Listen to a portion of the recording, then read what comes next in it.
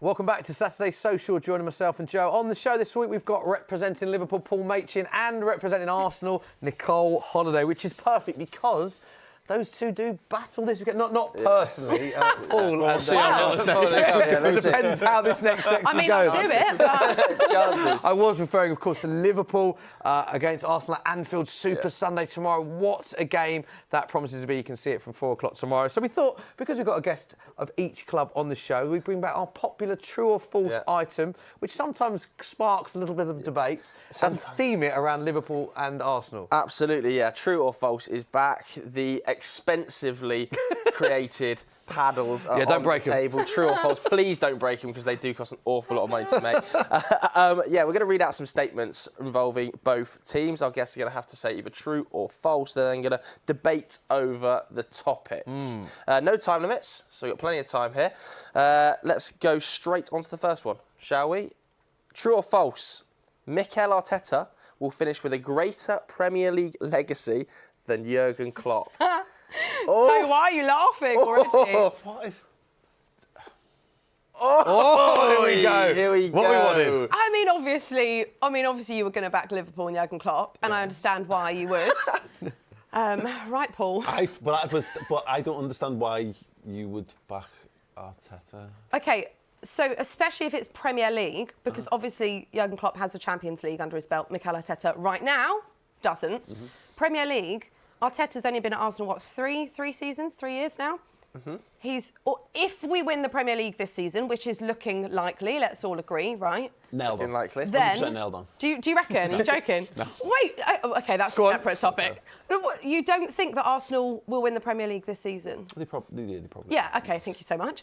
That wasn't so hard, was it? So, if we win the Premier League this season, we've won an FA Cup under Mikel as well, but within the Premier League, then he's already done it a couple of years into his tenure as Arsenal boss. Right now, Liverpool under Jurgen Klopp, it's not great. So obviously it depends how the next couple of seasons go, of course. Yes. But right now, if Arsenal win the Premier League this season, you've got to say It's 1-1. that Mikel Arteta has then, had a better reign as a Premier League manager. I mean, yeah, an FA Cup and a Premier League, that's almost as much as an FA Cup, a League Cup, a Premier League, a Champions League, a European Super Cup, a But Cup. Premier League. No, Premier League fair. legacy. That's why I said Champions League, absolutely. All right, okay, cool. So if we're gonna discount all the other trophies and games won and the style of play and all the brilliance that he's achieved in his 7 years at Liverpool, then Arteta absolutely is going to have a bigger legacy than Jurgen Klopp. Fine. Yeah, But Premier League, though, I get what you're saying. So your argument Champions is that, League. that Liverpool have only won one Premier League under Klopp is what you're basing your In argument what, on. 7, but 8 Paul is years saying, now? but they've won a multitude of other trophies.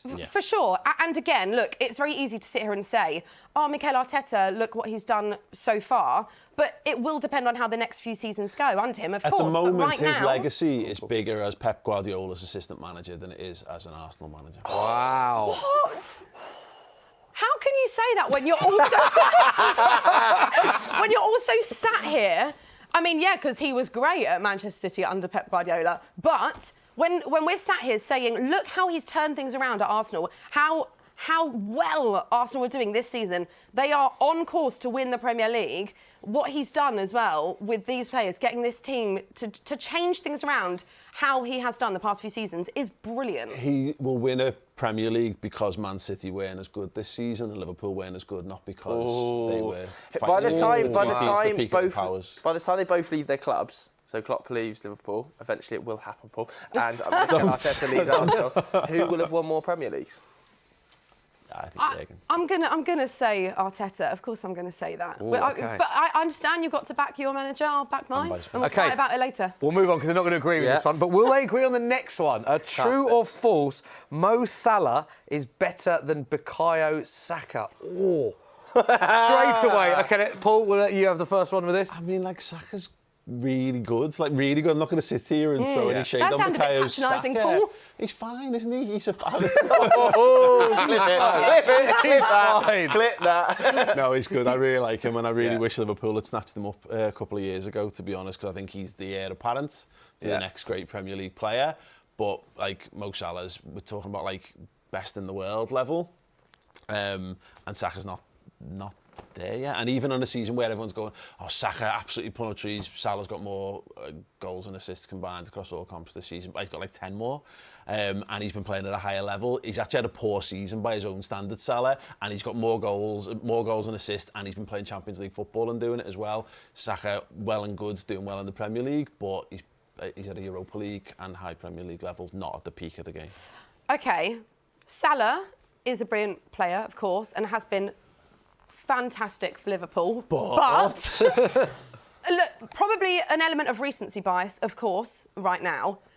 Right now, Bukayo Saka, the form he's in, the confidence, he is absolutely brilliant. And of course, part of a great Arsenal side. And how well he's playing for England as well. And what a crucial part I think he is in that England squad. You're saying, I get the goals, the contributions. And the thing is, Salah, because a lot of people keep saying that Salah's not been having a good season. Comparatively to previous seasons, maybe not. But actually, stats, he is having a pretty good season, actually. And we do know the quality that he has. But right now, Bukayo Saka is in incredible form. I think he is such an impressive talent. I mean, he's so good, his natural ability, but also the confidence. Have you ever seen anyone ride an inflatable unicorn in a pool like he has, Paul? No. Good point. I mean, again, I'm not sure that was on one of the metrics that I studied in advance of this one. No, it was actually. Ref didn't have that one. But no, I agree. I think Saka's in great form, but even in great form, he's still not performing better than Salah. I think he is this season. But the thing is, right, we could debate this because we could talk about the past couple of seasons, right? And then you would have a lot of fair points. Right now, I think a lot of people would take Saka over Salah. Also, so you look at the stats and a lot of them are pretty similar for them. But big chances missed, Salah's on 13, Bukayo Saka has missed 2 big chances. So right now, I think that comes down to confidence. Probably also the teams that they are in at the moment, and Liverpool are obviously just not doing so well, which will affect Salah. And Salah's better at getting into positions to take big chances that Saka isn't. But Salah's missing those. Okay, we're going to move on to the next one because it's just never going to end else. Let's take it to the back line here. True or false? William Saliba will surpass Virgil van Dijk's Premier League. Paul is laughing at this statement. Get out. Get Fonz up there right now. Absolutely. What are we doing? You see, this is... No, because this is a kind of... It's a bit of a stitch-up, this one. This is a bit of a stitch-up. Yeah. And because, look, I'm going to back my guy Saliba, obviously. Oh, there we go. Of course. Van Dijk has been, this season, again, recency bias, this season, massively dropped off. Of course he has. You've got to admit that yourself, as a Liverpool fan. He is not at the quality that he has been previously. That does not mean that he is not the best Premier League centre-back still. He has been one of the best. You think he's the best Premier League centre-back in the world? In the league? He's the best defender in the world. He's the best defender, the best right, centre-back of all right time now. In football. The best. Sorry, say that again. He's the best centre-back of all time in football. Not my words. The words of Paolo Maldini. Remember him? He was good. He was very good, yeah. Good. You know, he's not having a... He come back off a cruciate knee injury, came back and nearly won a quadruple with Liverpool, played the vast majority of games in that, gone to the World Cup, you know, come back of that, not been at the level, but I think that's a collective issue for Liverpool more than anything else. We have this every year. There's a new centre-back comes along and everyone goes, oh, this guy, look, oh, Laporte, oh, he's better than Van Dijk, oh, Ruben Diaz is better than Van Dijk, we've got Saliba now, you know, we've got... When Saliba's got a metric that is someone managed to dribble past them, it's a thing that becomes a talking point on Twitter, then he's gotten to Virgil van Dijk's level, let alone surpassed him. Okay. But so Saliba's just another good... You don't think this is even a debate, It's just a good centre-half. There's loads of them. You know, OK, so what do you think of William Saliba? I think he's a centre-half that plays for Arsenal Football Club.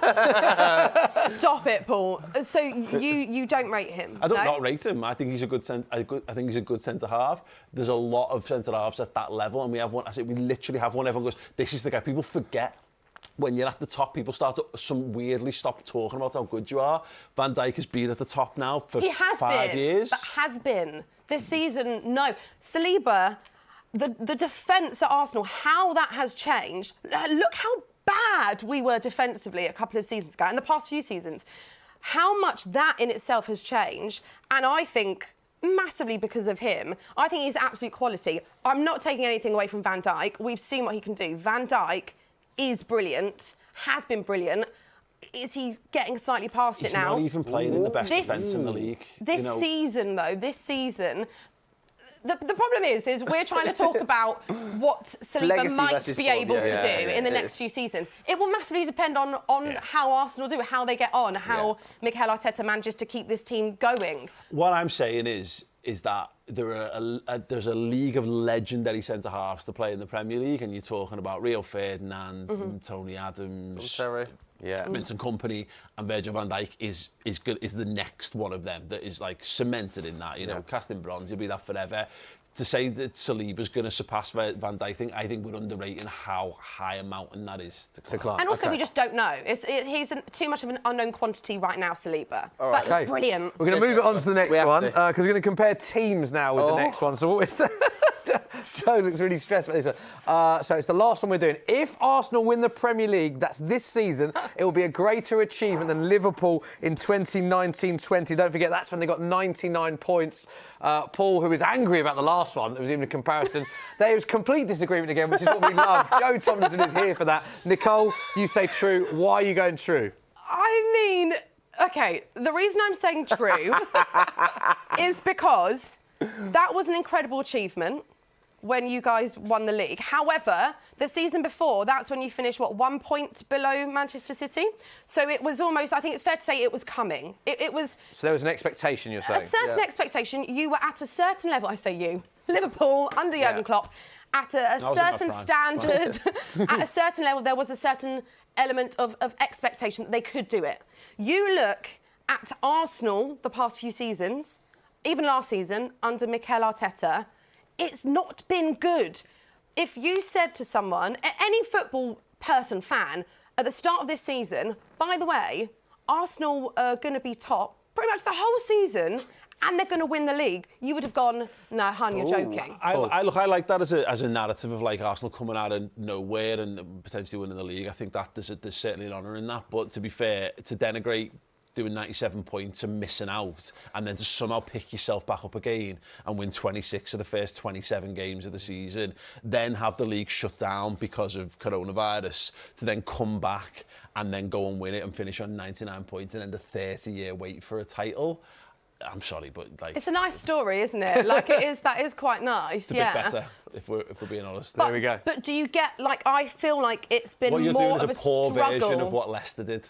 Oh no, absolutely no, because also I know you're trying to argue that the other teams around us have been really poor. Yes, some like Manchester United, Chelsea, Spurs. I mean, well, Spurs. Whoa. We've got nothing to do with it. Your response? Something tells me. My response is I don't think they're going to agree, but it was a perfect debate nonetheless. Yeah.